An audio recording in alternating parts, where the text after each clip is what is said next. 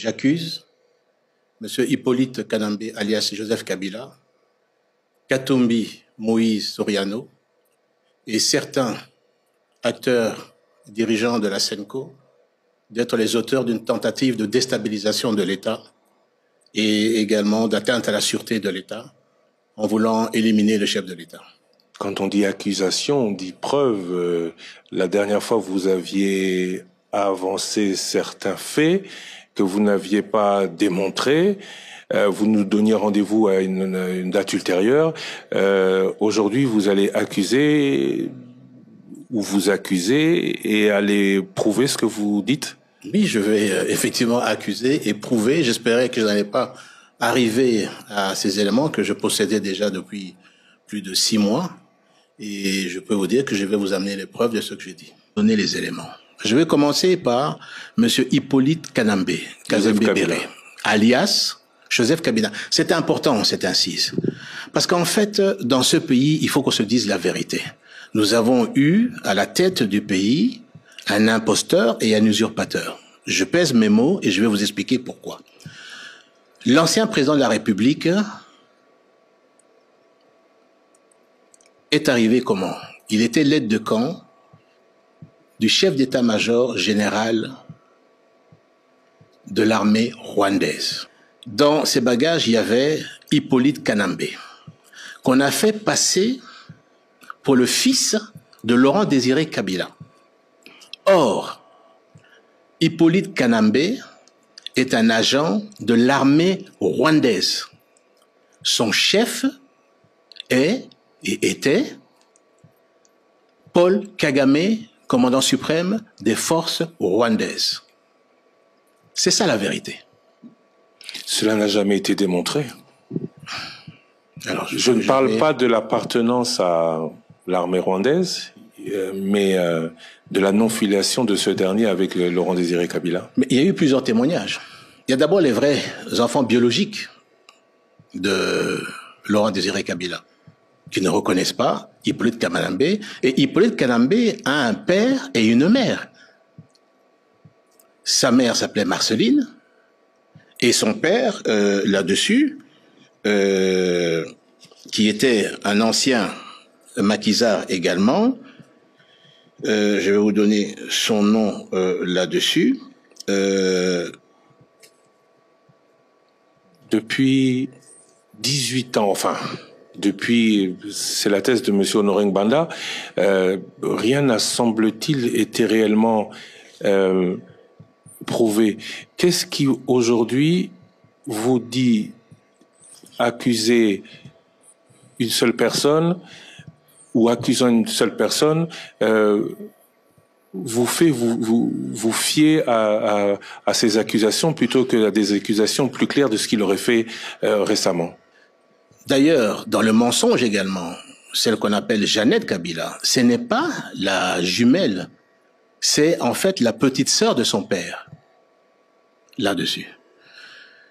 Et d'ailleurs, elle n'est pas née là-dessus, elle est née le 9 mai 68, à Rubavu. Le père, donc, de Jeannette, qui est la petite sœur, donc du père de Hippolyte Kanambe, s'appelait Monsieur Arthur, et la mère s'appelait Thérèse Ndesamburo. Voilà la vraie identité, d'où on part. Qu'est-ce qui se passe lorsque tout ce monde arrive donc à Kinshasa, chasse le président Mobutu? C'est à ce moment-là que les troupes rwandaises prennent le contrôle, pas simplement de l'armée, des services de sécurité. Bonjour et bienvenue dans ces spéciales duplex. Nous aborderons une seule question d'actualité ayant trait à la situation qui oppose la République démocratique du Congo et les Rwandais avec l'ancien ministre des Affaires étrangères du Rwanda et ambassadeur du Rwanda en France, Monsieur Jean-Marie Ndakijimana. Bonjour, Monsieur Jean-Marie Ndakijimana. Bonjour, cher ami Raphaël Wolkonka.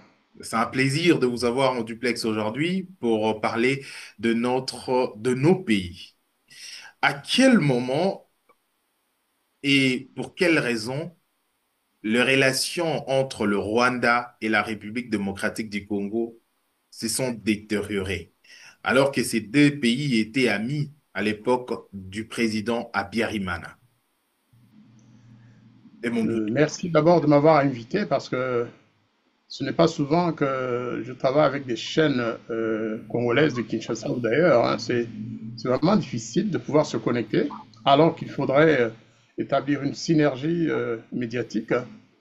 Nous avons les mêmes publics, nous avons les mêmes sujets à débattre. Alors, je vais déjà entrer en matière. Les relations entre le Rwanda et le Zaïre de l'époque, le Congo d'abord, hein, en 1960, le Rwanda, lui, n'existe pas encore sur le plan de la souveraineté, parce que l'indépendance du Rwanda, c'est 1962. Mais moi, j'ai connu cette période, j'étais encore un jeune enfant de 9 ans quand même, quand le Congo a eu son indépendance. Moi, je suis un peu à cheval sur Bukavu et Tchangougou. Mon père travaillait à Bukavu. C'est-à-dire que j'ai passé une bonne partie de ma vie, en fait, à naviguer entre Bukavu et Tchangougou en face. Même les messes du dimanche, avant, quand on n'avait pas encore de mission de paroisse, c'était au collège Notre-Dame de la Victoire à Bukavu ou à la cathédrale de Bukavu. Donc, l'hôpital, le médecin, c'était Bukavu. Moi, je peux dire que j'ai vécu une partie de ma vie à dépendre des bonnes relations ou des mauvaises relations entre les deux pays. Ensuite, j'étais étudiant à Kinshasa, à l'UNASA, sur le mont Amba. Et donc, j'ai vécu des années vraiment de bonheur, où les relations, effectivement, étaient parfaites entre le Rwanda et le Zaïre de Mobutu. Et puis, je me suis rendu à plusieurs reprises dans des missions au Zaïre, à Badelit, à Kinshasa et ailleurs. Je peux vous dire que quand je traversais la frontière ou quand je prenais l'avion vers Zaïre ou un autre avion, je ne me sentais pas à l'étranger. Mais alors, pas du tout. Parfois, c'est même en arrivant à Kigali que je me sentais un peu étranger parce que je n'ai pas beaucoup vécu à Kigali. 5 ans maximum. Et je peux vous dire que les relations étaient parfaites dans tous les domaines. Dans tous les domaines. Surtout, elles ont suivi le fil de l'évolution de la CEPGL. Vous savez, Mobutu, on a beau dire ou parler de lui parfois négativement, mais c'est lui qui avait vraiment aidé la région à vivre ensemble à travers la CPGL et d'autres institutions économiques ou autres, en tout cas, qui tournaient autour de cette idée de fédérer les énergies des 3 pays de l'ancienne colonie belge, le Congo, c'est-à-dire le Zaïre, le Rwanda et le Burundi. Tout est bien jusqu'en 1990, si je puis dire. Même après, d'ailleurs, jusqu'en 1994. Parce que lorsque le Rwanda est attaqué en octobre 1990, le président Abiyarimana, bien sûr, demande à Mobutu de l'aider parce qu'il n'était pas, il a été surpris par cette attaque qui venait d'Ouganda, un pays puissant. Et Mobutu a envoyé le général Maele avec des commandos. C'est grâce à eux d'ailleurs qu'on a pu, au départ, arrêter l'avancée des rebelles du FPR, de Kagame. De là, la rancœur de Kagame et du FPR en général à l'encontre de la RDC actuelle. Récemment encore, Kagame l'a dit, il a dit, et Kabarebe le rappelle à qui veut l'entendre, que le Zaïre de Mobutu avait aidé les Hutus.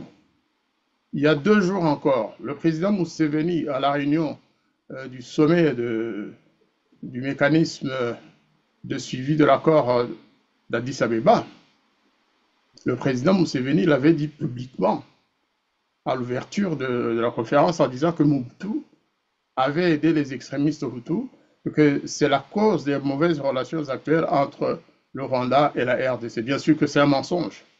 Mais Museveni, comme c'est lui qui avait envoyé ses boys, ces garçons, qui sont venus finalement chambarder la géopolitique de toute la région.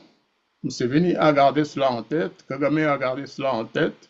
Ils en veulent à la RDC, mais c'est un alibi une fois encore, d'avoir aidé le Rwanda à arrêter la progression des rebelles venus du Rwanda en octobre 1990. Mais ensuite, l'armée congolaise s'est retirée immédiatement. Seuls sont restés les Français et un peu les Belges, sauf que les Belges ont fini par repartir aussi. Mais je peux dire que la mauvaise graine était plantée en ce moment-là.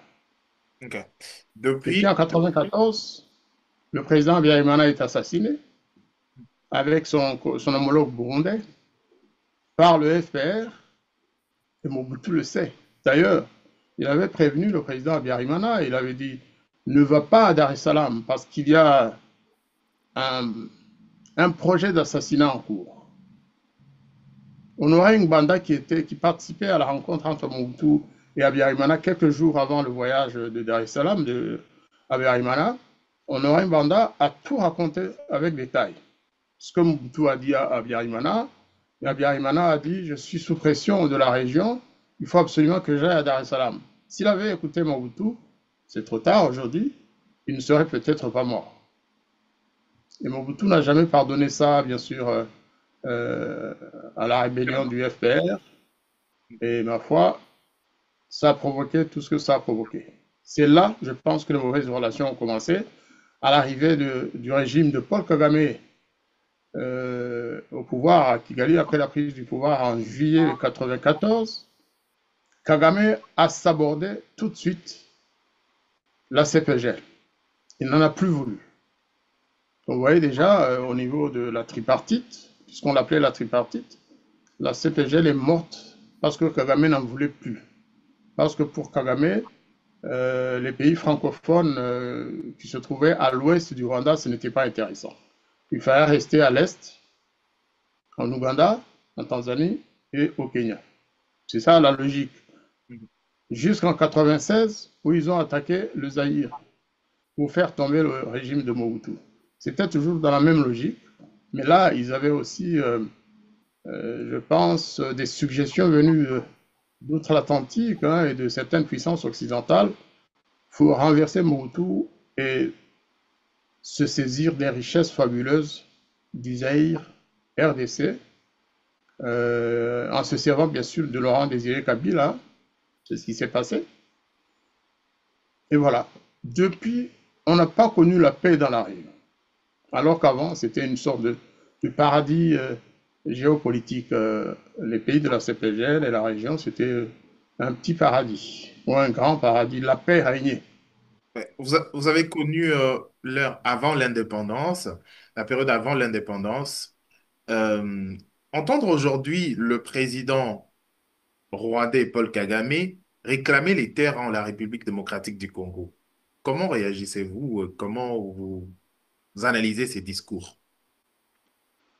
Bon, vous savez, moi, la première interview que j'ai donnée en quittant le Rwanda en 1994, parce que j'ai quand même transité au gouvernement de Kigali, et Kagame était vice-président, moi j'étais ministre des Affaires étrangères.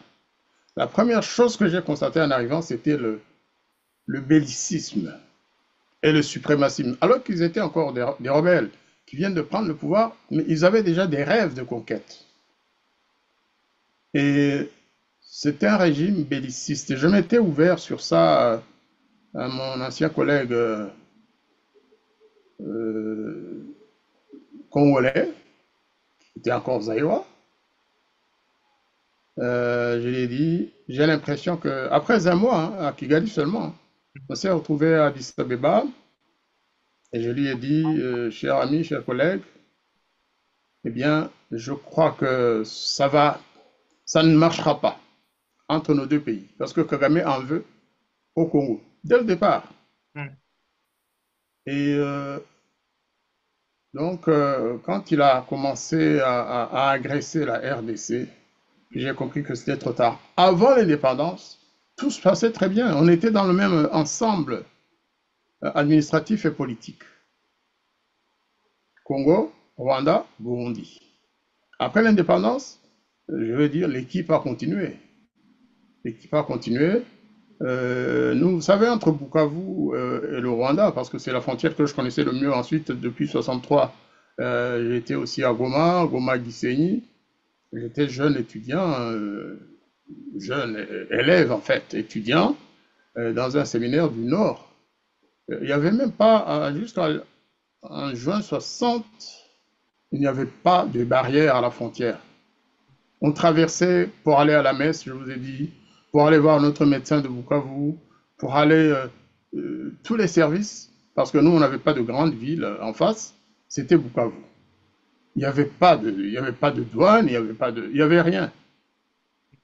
Et après, on a vu arriver des policiers, des agents de douane, et la vie a changé, bien sûr. Mais au moins, on pouvait passer en montrant ses cartes d'identité et tout le reste. Donc, ça marchait bien. Mon père a continué à travailler à Bukavu, à la BCB, jusqu'en 1967, par exemple. Il partait tous les matins, il rentrait tous les soirs, sauf un moment où on a été obligé de rester au Bukavu pendant quelques mois, toute la famille. Mais sinon, c'était la paix. C'est le terme qui convient pour désigner la situation qui régnait entre le Rwanda et le Zaïre ou le Congo d'avant Zaïre. Avec le Burundi, c'était la même chose, moins quand même, parce que à Bujumbura, il y avait un régime qui n'était pas en symbiose avec celui de Kigali. Pour des raisons ethniques, ça, on ne va pas y revenir aujourd'hui, c'est une longue histoire, mais au moins régnait la paix. Les deux pays ne se sont jamais agressés ouvertement, parfois des polémiques radiophoniques, hein, quand il y avait des crises ethniques dans chaque pays, mais sinon, après, on vivait en paix. Il faut le dire, il faut le souligner. Voilà la situation de l'époque, c'était ça, c'était la paix, c'était pour un enfant. Parce que euh, on avait un contentieux entre les deux pays avaient un contentieux en termes de frontières. Est-ce qu'il y avait un problème? Parce que Paul Kagame réclame des terres à la République démocratique du Congo. Ça, c'est une mégalomanie géopolitique qui n'a aucun sens. Parce que je vais vous dire, chez moi, par exemple, en face de Bukavu, justement, toute la région du sud-ouest du Rwanda, jusqu'en 1910, 11, vous pouvez demander au professeur Ndawel, par exemple, qui connaît bien cette histoire, hein, l'histoire de la région et des frontières entre les deux pays. Nous, nous étions, euh, nous étions une partie du groupe Bashi, parce qu'il y a deux provinces entières du sud-ouest, Busozo Bukunzi et Bugarama d'ailleurs, qui n'appartiennent pas au royaume du Rwanda. Déjà là, Kagame, il ne le dit jamais. Ce sont les Allemands puis les Belges qui ont découpé cette partie et qui l'ont accolée au Rwanda. Donc dans cette logique de Kagame, nous serions en bon droit, par exemple, de dire, ben, écoutez, arrêtez, sinon nous aussi nous voulons revenir des Congolais. Puisque cette partie appartenait au Congo belge, à travers le royaume du Bouchi. Mais les Belges ont ensuite découpé, ils ont changé le tracé des frontières et ils ont accolé ça au Rwanda. Ça, c'est l'histoire. Il y a des accords qui ont été signés entre les Belges et les Allemands, ensuite les Belges et le royaume du Rwanda pour lui donner cette partie. Donc, il ne faudrait même pas parler de toutes ces hypothèses frontalières parce que du moment que le Rwanda a accepté d'être membre de l'Organisation de l'Unité africaine, aujourd'hui Union africaine, dont la charte interdit de toucher aux frontières héritées de la colonisation, à partir de ce moment-là, Kagame n'a pas le droit de le dire. Je me demande toujours pourquoi l'OUA ou pourquoi l'Union africaine ne lui tape pas sur les doigts. Mais il va au-delà de la République démocratique du Congo. C'est la même question aussi qu'il évoque, par exemple, avec le Burundi. Tout à fait. Mais Avec le Burundi. est-ce qu'il il n'a pas une notion d'histoire, il se trompe ou il est fait exprès? Il fait exprès. Il fait exprès, mais il a aussi des conseillers qui l'induisent en erreur, je pense. Comme Kagame n'est pas très instruit, hein, Vous savez, Kagame c'est un arrière-petit-fils de la famille royale, dont le dernier roi qui a osé attaquer le Bushi, Bunyabungo, c'est l'arrière-grand-oncle ou le grand-parent de Kagame. C'est le père du roi qui a régné sur le Rwanda jusqu'à 1931 ou 32. Ensuite, parce que la mère de Kagame était la sœur de la reine du Rwanda, celle qui a été tuée en 1994. Mais au-delà de ça, Kagame appartenait à cette lignée féodale. Et ce sont des gens qui n'ont jamais renoncé à quoi que ce soit. C'est-à-dire que ce que le roi Rwabugiri n'a pas réussi, c'est-à-dire à occuper le Bushi, une partie de l'est du Congo, et le nord aussi, du côté de Massissi et autres, Kagame veut le réaliser. C'est un héritage qu'il a reçu. Ses parents ont dû lui raconter ça, lui dire, fils, si tu avais la possibilité de le faire, tu seras un héros pour notre ethnie, pour les Tutsis en fait. Voilà, il y a ça. Ce n'est pas juste une boulimie expansionniste moderne, non. C'est un héritage que Kagame a reçu et il a mandat, il a mission de le faire pendant le cours de sa vie, pendant qu'il est en vie, il essaye de le réaliser. Mais en même temps, ça ne s'arrête pas là, parce qu'il y a les ressources de la RDC. Justement, il dit que la partie riche de la RDC appartenait au royaume du Rwanda d'avant la colonisation. Vous vous rendez compte? Alors que le Rwanda n'existait même pas. Avant 1960. Non, avant 1960, le Rwanda Avant 1962. était sous tutelle, hein, il était sous tutelle, mais avant 1885, le Rwanda d'aujourd'hui n'existait pas. C'était un petit royaume du centre du pays. Le reste des territoires, des régions ont été ajoutés progressivement. Oui, donc, en définitive, on pourrait lui dire, M. Kagame, c'est quoi le Rwanda au fait? Dans votre tête, c'est quoi le Rwanda? Le Rwanda existe depuis quand? Nous, par exemple, dans la préfecture du sud-ouest, de Tchangougou, en face de Bukavu, en face du Kivu, en fait, on pourrait lui dire, mais nous sommes qui dans ce cas-là? Si vous voulez qu'on revienne à la case départ, alors nous aussi, nous allons poser le problème de notre souveraineté parce que nous n'appartenons pas au royaume du Rwanda à l'époque. Nous acceptons l'indépendance, nous sommes membres, nous faisons partie intégrante du Rwanda. Mais s'il commence à vouloir chambarder les frontières, la question pourrait se poser au nord et au sud du Rwanda. Alors, ces deux peuples sont appelés à vivre ensemble. Tout à fait. Et est-ce que ce genre de situation, ou la situation actuelle, pourrait impacter négativement le type de relation entre ces deux peuples? Mais c'est déjà fini. Je vous assure que pour un Congolais de l'Est, lui parler encore de bien vivre ou de vivre ensemble avec les Rwandais, ça va être très difficile. Ça va être très très difficile. Même si la guerre s'arrêtait aujourd'hui, la méfiance est installée.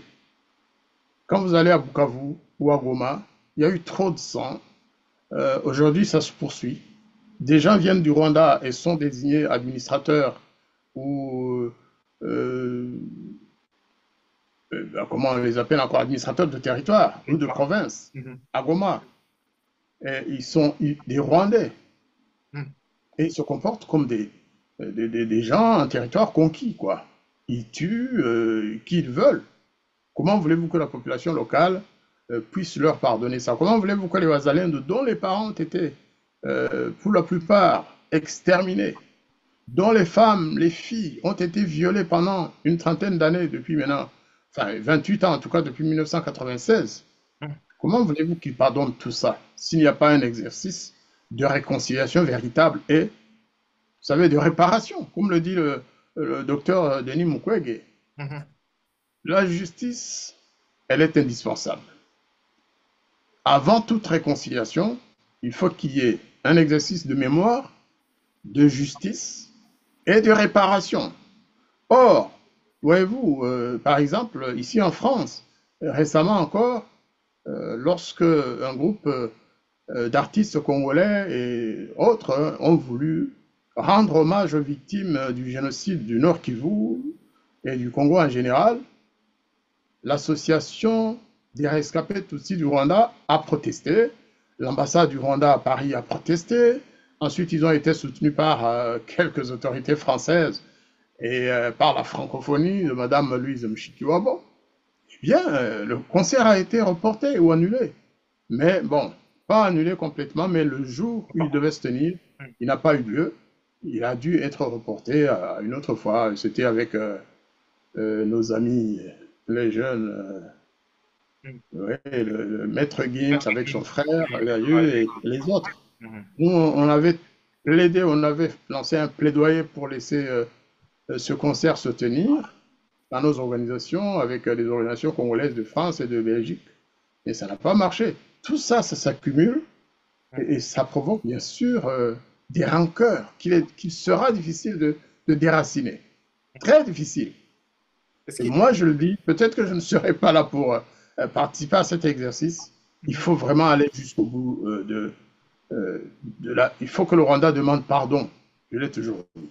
Parce qu'il y a Il une... faut que le Rwanda demande pardon. Est-ce qu'il y a une lueur d'espoir pour la restauration de paix? Lueur d'espoir, pourquoi pas? Mais je dis que les conditions aujourd'hui ne sont pas réunies. Au regard des entretiens ou de formes de Doha, par exemple, de rencontres de Doha et les restes, est-ce qu'il y a une lueur d'espoir? Ça, c'est... Il n'y a pas de lueur d'espoir si l'on s'en tient au processus de Doha ou de Washington ou de la SADC ou de l'East African Community. Je crois que la diplomatie, c'est très bien. Et je pense que le Congo a pu quand même rentabiliser les compétences de ses diplomates. Hein? D'abord, la ministre actuelle, elle est quand même très au point par rapport à son travail et par rapport à ses capacités de négociation et d'expression médiatique. Et ensuite, elle a succédé à Lutundula, qui a fait un très bon travail aussi. Vous savez, nous suivons tout ça, nous, hein, au jour le jour. Tout ça, c'est bien. Mais vous avez vu que ça n'a pas changé la donne. Kagame continue à vouloir garder la RDC sous son contrôle. Et de fait, moi j'allais dire, je comprends Kagame. Kagame, c'est un homme qui, s'il quitte le Congo, si son armée quitte le Congo, l'économie rwandaise tombe par terre et de manière irrémédiable. Si Kagame quitte le Congo, le Rwanda tombe en faillite. Parce qu'il a pris goût à une vie de luxe. Il s'est habitué à vivre avec un standing qui n'est pas le sien, qui n'est pas celui d'un Rwanda que nous connaissons. Et puis il a commis tellement de crimes pour pouvoir lâcher comme ça. Il a peur de passer en justice. Il a peur de beaucoup de choses. Il faut qu'il y ait conjonction entre la diplomatie et la force militaire. Pour faire partir Kagame, la diplomatie seule ne suffira pas. Même la chance que l'on a aujourd'hui qu'il y a une négociation entre la RDC et les États-Unis qui peuvent éventuellement faire pression sur Kagame, mais je n'y crois pas non plus. Parce que Kagame a commencé à prendre la tangente. Il vient du Kazakhstan, qui lui a livré des armes modernes. Il est allé en Inde, il est allé à Singapour. Donc il est en train d'essayer d'échapper aux États-Unis. Mais est-ce qu'il le pourra? Si les États-Unis, si la politique du président Trump est vraiment décidée pour faire aboutir le processus de paix et de prospérité à l'est de la RDC et en RDC en général, alors Kagame peut accepter de quitter, mais sous des conditions qu'il va imposer. Alors, Il faut. Sans la RDC, que représente le Rwanda? C'est un petit pays qui peut certainement vivre et survivre, hein, comme à l'époque. Le Rwanda il n'a jamais été un pays riche. Mais les Rwandais sont des grands travailleurs. Les Rwandais sont des grands travailleurs. On a un petit pays surpeuplé. Ça, il faut le savoir. Mais ils vont toujours s'arranger pour cultiver leur petit lopin de terre et survivre. Mais sinon, le Rwanda, vous savez, Roubaïa, les mines de coltan de Roubaïa, comme vous le savez, elles représentent 20% du coltan mondial. Donc le Rwanda seul, aujourd'hui, qui occupe Roubaïa avec son armée et ses supplétifs, exploite 20% du coltan mondial à son profit. C'est le Rwanda qui exploite, qui vend et qui bénéficie des retombées économiques et financières de Roubaïa. Donc c'est vous dire, si cela partait, si Roubaïa était repris par la RDC d'une façon ou d'une autre, par la diplomatie, par les négociations ou par la force militaire, le Rwanda retomberait là où il était avant 1996. Alors, vous suivez de près l'évolution de la situation sociopolitique en République démocratique du Congo et au Rwanda. Comment analysez-vous le discours de l'ancien président de la République, Joseph Kabila, qui séjourne actuellement euh, à Goma? Vous savez, M. Joseph Kabila, je ne l'ai jamais rencontré, mais je l'ai beaucoup suivi. C'est-à-dire que je connais plus ou moins. Je l'ai vu d'abord quand il était tout jeune aux côtés de son père. Ensuite, lorsque son père a été assassiné, il est devenu président de la République. On ne sait par quelle magie. C'est un homme qui a été aussi habitué à la facilité. Savez-vous que Kagame l'avait d'abord, il a pris sous son aile avant 96. Joseph Kabila a travaillé avec Kagame au sein du FPR. C'était un militaire du FPR. Ceux qui connaissent le domaine militaire vous diront, mais Kabila, il était rwandais en ce moment-là, ou alors il était mercenaire au service d'une armée étrangère.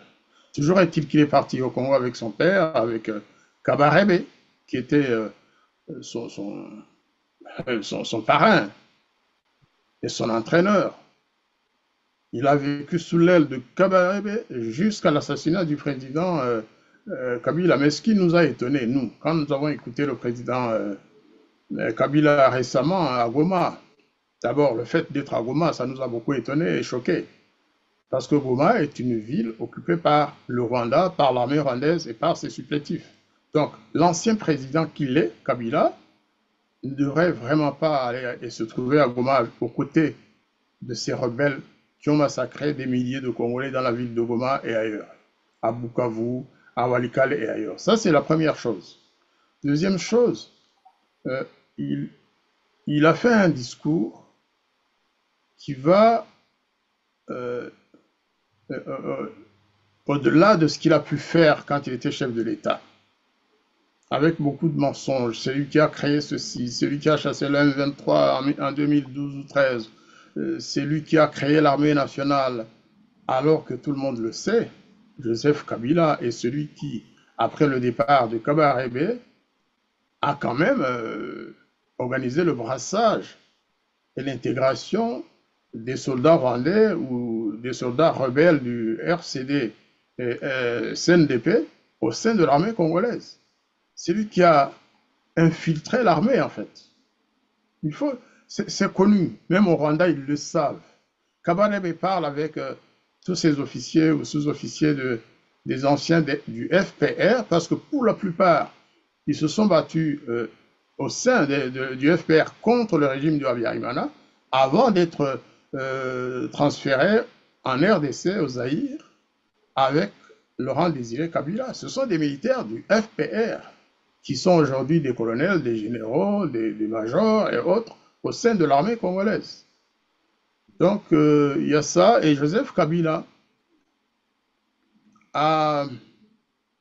s'est présenté sous une image de créateur d'une bonne armée que le président Tshisekedi aurait désorganisée, détruite, tout simplement parce que avec l'arrivée du président Tshisekedi, il y a quand même eu un coup de balai au niveau de tous ces infiltrés. On ne peut pas les changer tous le même jour. Mais quelque chose a été fait. C'est ce qui facilite d'ailleurs aujourd'hui la communication entre les militaires qui, on nous dit qu'ils sont en train de reprendre, d'avoir une montée en puissance.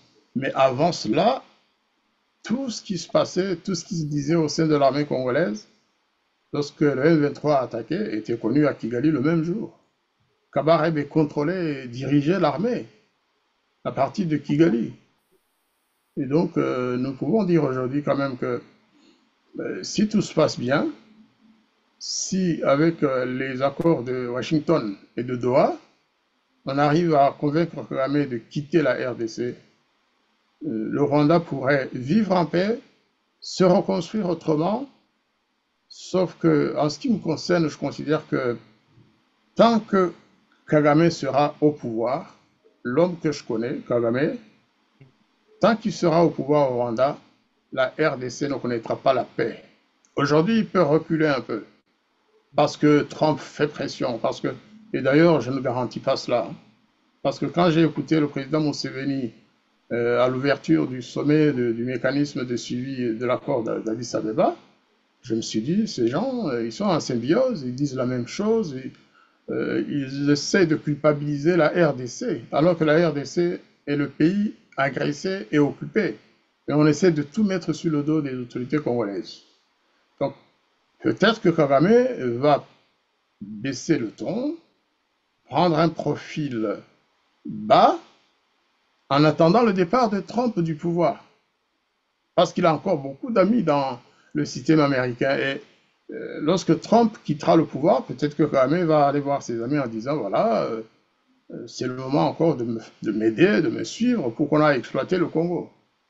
Oui, alors que les États-Unis sont capables de travailler avec la RDC pour exploiter les richesses du Congo à leur profit et au profit de la RDC. De toute façon, aujourd'hui, ceux qui critiquent la négociation de Washington, moi je vais leur dire, en tant qu'analyste et diplomate quand même, ayant suivi une série d'affaires comme celle-là, aujourd'hui, est-ce que le Congo gagne quelque chose dans la partie occupée par le Rwanda? Rien. C'est le Rwanda qui en profite. Donc, si le Rwanda était forcé à retirer ses troupes et que le Congo reconquiert la souveraineté sur le territoire, si les États-Unis pouvaient l'aider à maintenir la sécurité et la paix dans cette région, que le Congo gagne un peu comme on dit, ouais, en Côte d'Ivoire et en RDC, on dit gagner un peu. Voilà, c'est déjà mieux que rien. Et il n'y aurait plus de massacre des populations, il n'y aurait plus tous ces tracas dans la région. Et je pense que c'est la meilleure solution. Dans l'immédiat, s'il y a un accord gagnant-gagnant entre la RDC et les États-Unis pour restaurer la paix et la souveraineté nationale, ce serait l'idéal. Après, on verrait. Merci. Après, on verrait. Merci, monsieur Jean-Marie Ndajima.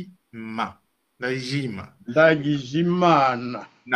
Alors, merci beaucoup pour votre disponibilité. Je rappelle que vous êtes ancien ministre des Affaires étrangères au Rwanda. J'ai surtout été ambassadeur pendant de longues années quand même. Et ministre, c'était très passager.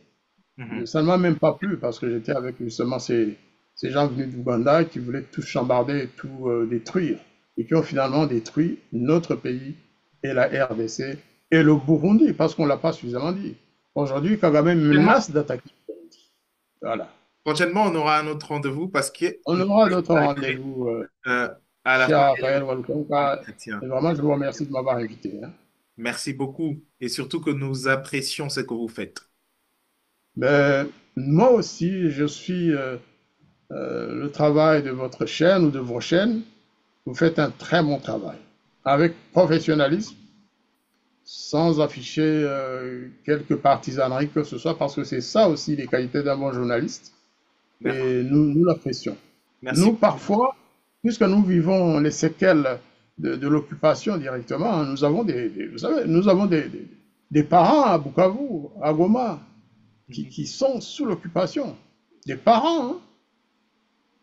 Et parfois, on est obligé de prendre parti, parce que nous considérons que